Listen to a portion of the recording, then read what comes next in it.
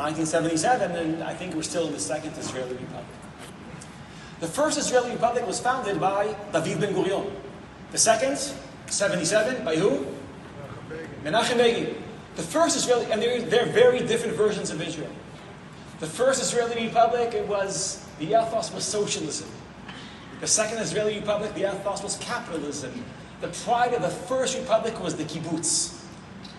The pride of the second Israeli Republic is the start of the nation. The first Israeli Republic was very secular. The second is more traditional. The first is very Ashkenazi. The second is more diverse, more Mizrahi involved. What was the moment that put an end to the first Israeli Republic and gave birth to the process that led to the foundation of the second Israeli Republic? The Yom Kippur War. Now, the Yom Kippur War has a pattern, it has a structure.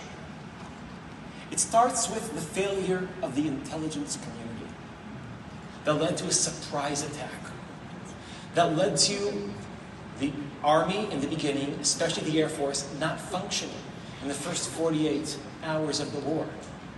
Then there was shock and panic. Moshe Dayan famously, this is the third day of the war, holds his head and says, "Churban habayit hashlishi," meaning the state of Israel is going down. He was afraid of that. And then there was recovery. Massive, impressive recovery that led to a tremendous victory in the north. The IDF pushed the Syrians out of the Golan Heights and then entered Syria. And that was in the north. In the south, it's more ambivalent.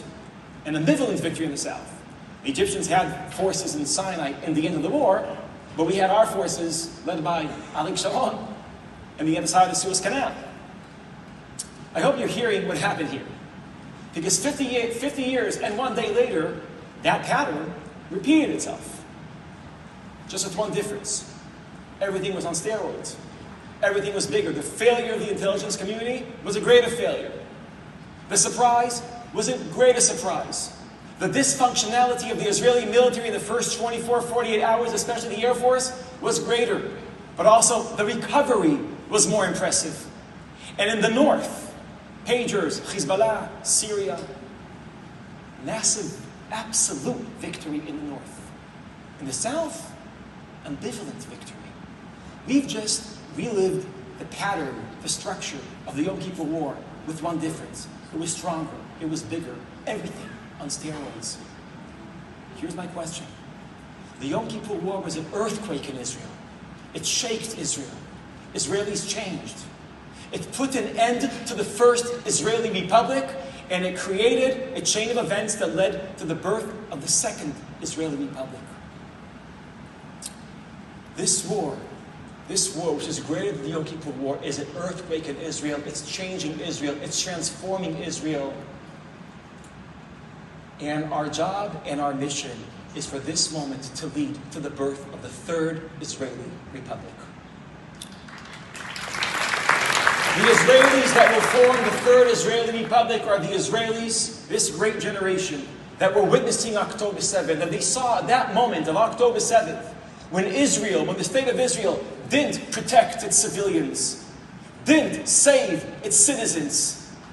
And at that moment, this generation stood up. And when Israel didn't save Israelis, Israelis saved Israel. That's the generation. And I want to share with you, and with this I'll end, because this is something that North American Jews have to understand. A new temperament being born in Israel, growing in Israel. A new awareness is growing in Israel among this young, great generation. And that is, this generation doesn't feel that it's the inheritors of the project called Israel. They are the founders. They are the founding fathers and mothers of the third Israeli Republic. Thank you.